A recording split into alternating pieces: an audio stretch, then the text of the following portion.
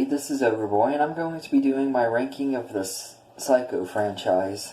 I've recently reviewed all 6 Psycho movies on my franchise on my channel, and I haven't reviewed the Psycho TV show Bates Motel because I haven't seen any of it yet.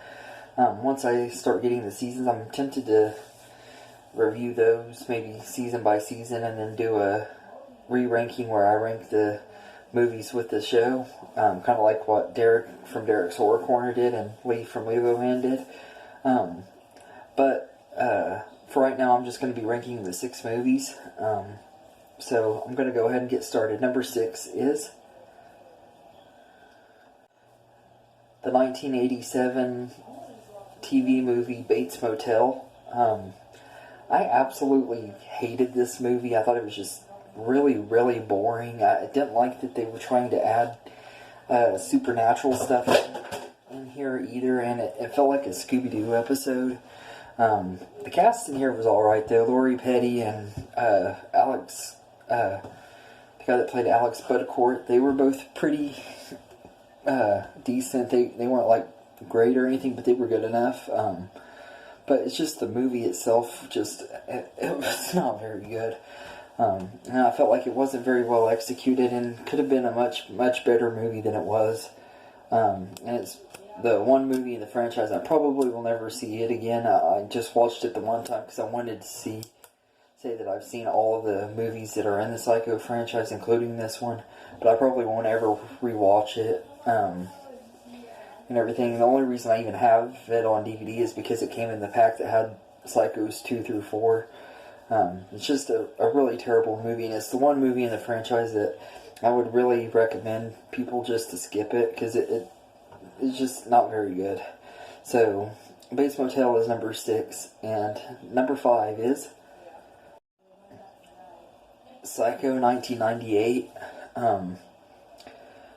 I actually didn't hate this movie. I know a lot of people do hate on it and everything because it's a shot-for-shot remake. It's the exact same movie and everything, like from the dialogue to the way the movie is shot and everything is just completely the same movie with just teeny tiny differences, like mainly like the time period that the movie set in is in the 90s instead of the 60s and stuff. But I really actually thought this one was alright. I didn't like Annie Hish as Marion Crane, but I think that the rest of the cast was really pretty decent. Especially, I really like Julianne Moore as Lila Crane. I don't know what it was about her, but I thought she was really good in it. And she's one of those actresses I've always liked quite a bit. And I liked Vince Vaughn as Norman Bates. He wasn't near as good, even close to as good as Anthony Perkins, but I still thought he was alright, and he was way better than the guy that played Norman Bates in the Bates Motel movie, for sure, but he wasn't near as good as Anthony Perkins or Henry Thomas, who plays the teenage version of him in Psycho 4, but I still thought he was pretty good. And Viggo Mortensen and William H. Macy and the rest of the cast were all pretty decent. None of them were as good as the original cast, personally, to me. But I thought that all the cast was decent.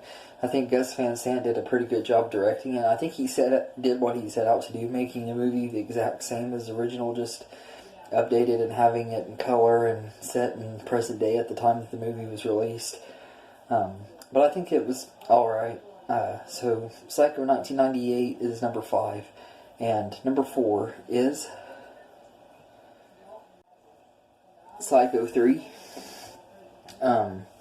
This one was actually pretty good. I do think it was a big step down from 1 and 2, but it was still a really good movie. 2 was going to be a really hard act to follow, though, for me, because I did not expect the second movie to be near as good as it was. But I thought Psycho 3 was a really good movie. Anthony Perkins was still really great in here. I don't think it was his best performance as Norman, but I still thought he was really good in this. I do like we get to see him actually talking his mother and see him dressed up as mother more, and I thought that was pretty cool and everything. But there's like this side plot with this nun that just I didn't like her. I didn't think the actress that played her was very good in this movie. I think her name was Maureen, the character. I didn't think that she was very good. I didn't really like her as a character and stuff, and also kind of hate the way that this movie undoes the terrific ending of Psycho 2 and everything. It does exactly what the one thing that I hate when movies do is like when the sequel totally undoes something from the one before it and everything. So that's why it's not one of my most favorites. So Psycho 3 is number 4, and number 3 is Psycho 4, The Beginning. I really, really enjoyed this movie. This movie was more of a sequel to the original Psycho, though, than it was to Psycho 2 and 3. It pretty much ignores those two movies, which that part I didn't really like about it, but if you take away that part, I actually really enjoyed this movie a lot. It's both a sequel and a prequel to the original, because, like, there's this talk radio host who's talking about people who have killed their mothers, and Norman is listening to it, and he calls in and tells his story and everything, and we get to see like his backstory of Norman as a teenager and he's played by Henry Thomas, who does a really, really great job. I thought he was really good as young Norman, and there's like some really cool stuff in this movie that I really like about it. And everything, like we get to see the backstory. Some of the kills are really good. Some of them are like extremely great. I also love like the score they used a lot of the original score from the first one, and everything, and it felt like a really good sequel and prequel to Psycho because of that, and I really did enjoy it, and everything. So Psycho 4, The Beginning is number 3, and number 2 is the original 1960 Psycho. I know this is controversial and everything, but I've really, really done a lot of thinking and stuff about this because I absolutely love this movie. This is one that I've watched many times as a kid and everything, and I just absolutely love the original Psycho movie and everything, but it's barely number 2. And really and truly, personally, I think this one and the number 1 are more of a tie than anything. But personally, but since I'm doing the ranking, I have to put one above the other. I'm putting this one just a smidge bit lower and everything, and I'll explain why more when I talk about my number 1. But there's not really much bad I can say about the original Psycho. It's a masterpiece.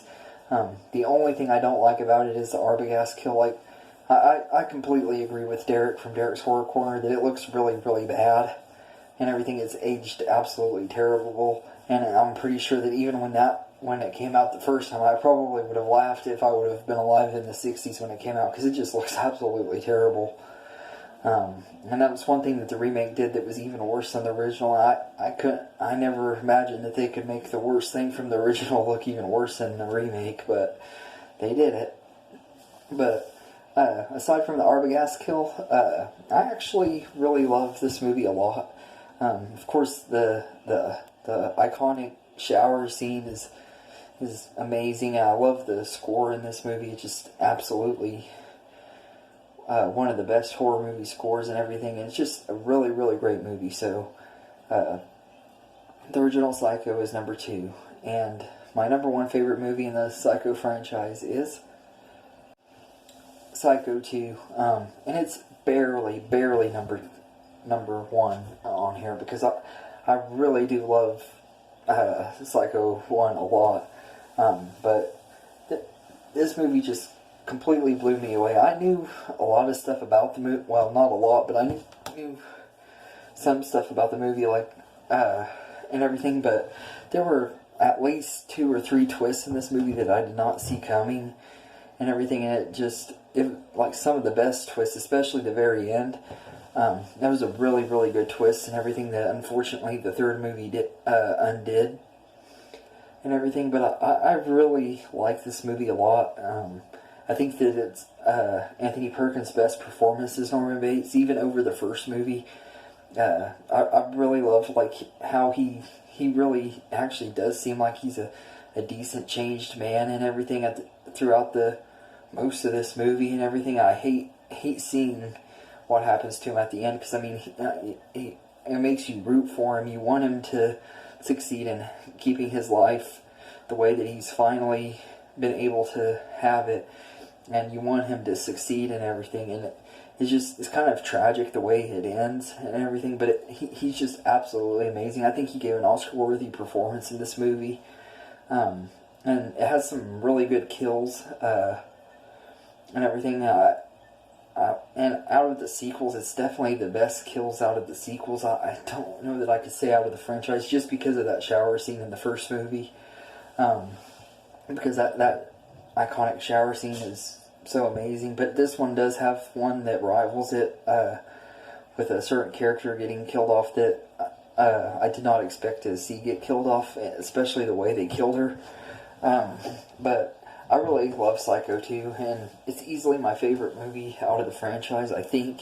Like I said, and it could change next time I watch it. I might go back to saying the original is my favorite, but for right now, Psycho 2 is my number one.